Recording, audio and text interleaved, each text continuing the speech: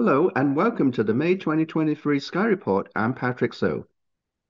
The brilliant planet Venus continues to grace our evening sky soon after sunset. Venus is up most of the night, setting around 11 p.m. Not far from Venus is the constellation Orion the Hunter with its bright stars Betelgeuse and Rigel, which are low in the western sky. Looking westwards from Griffith Observatory, Orion is positioned in the direction of the Pacific Ocean above the bright city lights of Los Angeles. It is accompanied by Sirius, the brightest star in the night sky, and Aldebaran in Taurus the Bull. By the middle of the month, Orion sets soon after sunset, while Venus moves into the constellation Gemini the Twins. As Venus approaches Earth on its inner orbit, it continues to brighten, providing amateur astronomers with a great opportunity to photograph the planet. When observed through a telescope, Venus's white clouds appear featureless to the naked eye. With the help of image enhancements and the use of UV filters, subtle details in its cloud features can be seen. In contrast to Venus, the red planet Mars continues to move further from Earth and is 182 times fainter than Venus. Mars can be located by drawing an imaginary line from the bright stars Castor and Pollux in Gemini the Twins. The red planet is about 154 million miles from Earth by mid-month. At that distance, telescopic images of Mars show large surface features only. On the first, Mars is located on the eastern side of Gemini the Twins. By the 15th, Mars approaches the border separating Gemini and Cancer, and by the 16th, it's moved into Cancer the Crab. At the same time, Venus moves to the western side of Gemini. At the end of the month, Mars approaches the Beehive cluster. On June 1st and 2nd, the planet is within a degree of the cluster. This can be observed best with a pair of binoculars or a small telescope. If you are in a location far from city lights, you can see Mars near the Beehive cluster or Messier 44 with just your naked eye. This image shows the location of the cluster.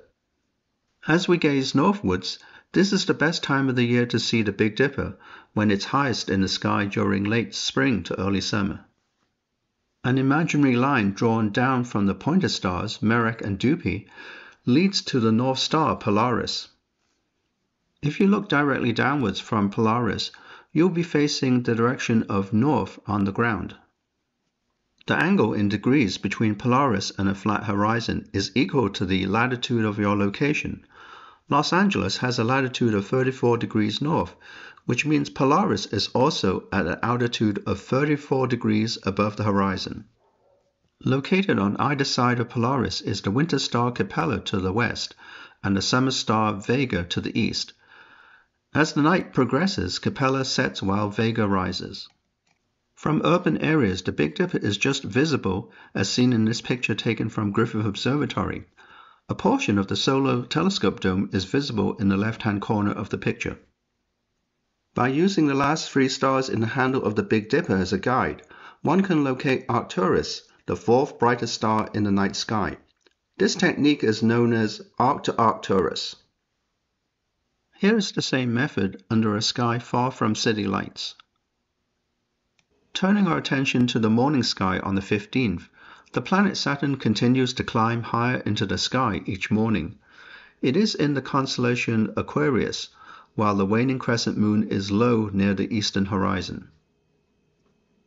2 days later, the moon has a surprise for early morning observers that can be best viewed with binoculars or a small telescope from Southern California.